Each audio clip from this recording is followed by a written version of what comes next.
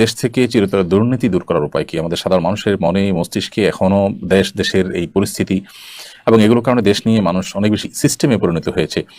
দম্ভ, অহংকার, ক্ষমতার দাপট এটা যেভাবে গোটা সমাজের উপরে ঝেঁকে বসেছিল, এর কারণে সাধারণ মানুষ এখন স্বপ্ন দেখতে শিখছে এবং পরিকল্পনা করতে শিখছে এবং সাধারণ মানুষ চেষ্টা করছে যে এই পরিস্থিতি থেকে তারা কিভাবে বের হবে।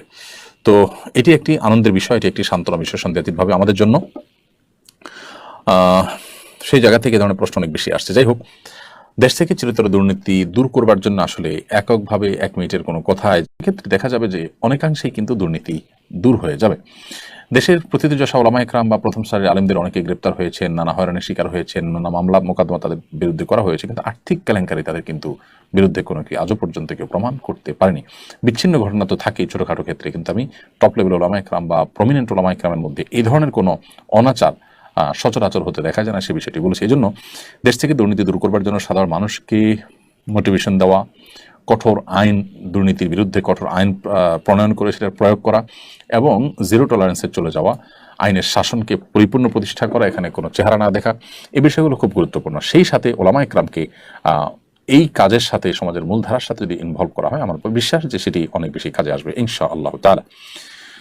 এরপর প্রশ্ন হলো, আমরা স্বামী স্ত্রী উমরা করতে যাব। প্রশ্ন হলো, উমরা করার পর কখন স্বামী স্ত্রী মিলিত হতে পারবেন?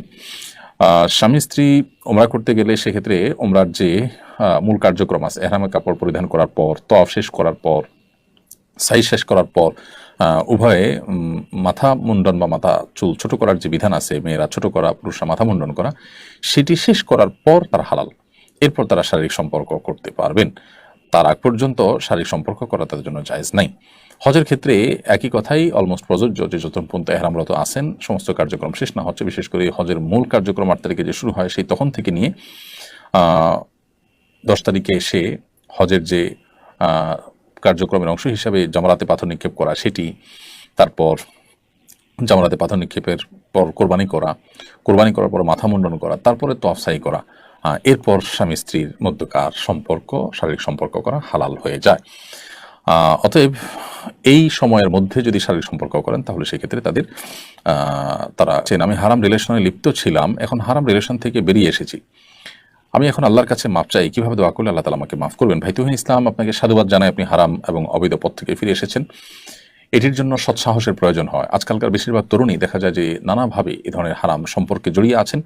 এটিতে তাদের আখিরাত যেমন ধ্বংস হয়, ঈমান আমল যেমন নষ্ট হয়, ইবাদতের স্বাদ নষ্ট হয়ে যায়, সেই সাথে তাদের মধ্যে ডিপ্রেশন কাজ করে, মানসিক অশান্তির কারণ হয় এবং এটি দুনিয়াতে সাময়িক সুখ দিলেও দুনিয়াতেই কিন্তু দীর্ঘমেয়াদী দুঃখের কারণ হয়, আর আখিরাতের শাস্তি তো রয়েছেই। তো এই জায়গা থেকে একজন যুবক, একজন তরুণ, একজন তরুণী হারাম সম্পর্ক থেকে আল্লাহর জন্য বের হয়ে এসে পুত পবিত্র বৈবাহিক সম্পর্কের জন্য তারা অপেক্ষা করবেন এবং সেই সম্পর্কের দিকে যাবেন, সেটি যাওয়া উচিত। তো আপনি আপনার হারাম রিলেশন থেকে বেরিয়ে এসেছেন, পূর্বের কৃতকর্মের জন্য আল্লাহর কাছে আপনি কায়মনোবাক্যে মাপ চাইবেন, চোখের পানি ফেলে, লজ্জিত হয়ে, অনুতপ্ত হয়ে, নিজেকে ভৎসনা করে, আল্লাহর নাফরমানি করেছেন, আল্লাহর অবাধ্য হয়েছেন, সেজন্য ক্ষমা প্রার্থনা করবেন এবং ভবিষ্যতে আর এই ধরনের গুনাহের কাজ আর করবেন না, মর্মে সংকল্প করবেন ইনশাআল্লাহ বিদিনিল্লাহ। আশা করা যায় এর মাধ্যমে আল্লাহ রাব্বুল আলামিন আমাদের গুনাহ মাফ করে দিবেন, কারণ এমন কোনো পাপ নাই যে পাপ তওবা করলে আল্লাহ তাআলা মাফ করবেন না। ইসলামের তওবা তত্ত্বটি খুবই গুরুত্বপূর্ণ। তওবা তত্ত্ব এটি আমাদেরকে সংশোধিত হতে শেখায়, এটি আমাদেরকে পরিমার্জিত হতে শেখায়, এটি আমাদেরকে কারেকশন করতে শেখায়। অতএব আত্মসমালোচনা করা এটা তওবা তত্ত্বেরই অংশ। সেই জায়গা থেকে আপনার নিজের কৃতকর্মের জন্য অনুতপ্ত হয়ে ক্ষমা প্রার্থনা, ভবিষ্যতে না করার জন্য সংকল্প করা এবং হারাম থেকে ফিরে আসা, সরে আসা, এই বিষয়গুলো ইনশাআল্লাহ আপনার পূর্বের গুনাহ মাফ হওয়ার জন্য যথেষ্ট হবে, আল্লাহ চাহেন তো।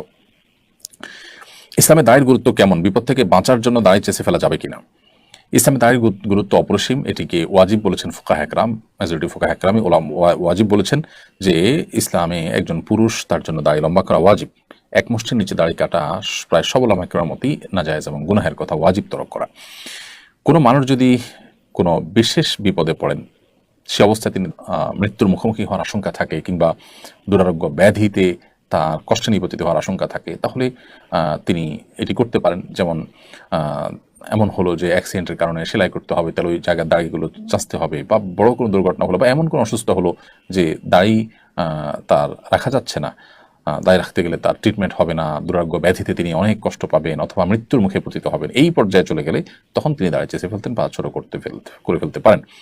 এর বাইরে যদি দাঁড়িয়ে থাকার কারণে তার মৃত্যুর মুখে পতিত হতে পারেন, ভয়াবহ কোনো বিপদ হতে পারে, জীবন হুমকির মধ্যে হতে পারে, বা আপনার মরণাতীত কষ্ট হবে, এরকম কোনো পরিস্থিতির মধ্যে পড়েন কেউ, তাহলে সেই পরিস্থিতিতে তার জন্য ইসলাম ওয়েব, কাতার ভিত্তিক ফতোয়ার বিশ্ববিখ্যাত ওয়েবসাইট মার্কাজুল ফতোয়া ইসলাম ওয়েবে ফুকাহ একরাম মুফতিগণ লিখেছেন যে এই ক্ষেত্রে তার জন্য দাঁড়িয়ে চাষা বা ছোট করা জায়েজ হবে, কিন্তু এটা ইন্ডিভিজুয়াল কেস স্টাডি করে মুফতি বলতে পারবেন। আমরা সামান্য একটু ঠুনকো অজুহাত দিয়ে, সামান্য একটু বিপদের ভয় আপনার কোনো ওয়াজিব লঙ্ঘন করে ফেলবো, ব্যাপারটা এতটা সহজ নয়। অতএব পরিস্থিতিটা কীরকম, এই পরিস্থিতিতে তার কি করা উচিত, কি করা উচিত না, কোনটা জায়েজ না, এই বিষয়টা সংশ্লিষ্ট বিষয়কে পুরোপুরি খোলাখুলি কোনো মুফতির কাছে উল্লেখ করে তারপরে সমাধান নিতে হবে। তো খোলাসা কথা হলো যে দুরারোগ্য ব্যাধি থেকে বাঁচার জন্য, মরণ ব্যাধি থেকে রক্ষা পাওয়ার জন্য বা ট্রিটমেন্টের অংশ হিসাবে যদি কারো দাঁড়িয়ে চাচতে হয়, কিংবা এমন কোনো বিপদে পড়েন যে বিপদ থেকে দাঁড়িয়ে চাচা ছাড়া তার বাঁচার উপায় নাই, জীবন রক্ষার প্রশ্ন আসছে বা এই জাতীয় কোনো জটিলতা তৈরি হয়েছে, তাহলে সেক্ষেত্রে এটি জায়েজ হতে পারে। কিন্তু পুরো বিষয়টা নির্ভর করে যে পরিস্থিতিটা ঠিক কেমন, কোন পর্যায়ে, তার উপরে।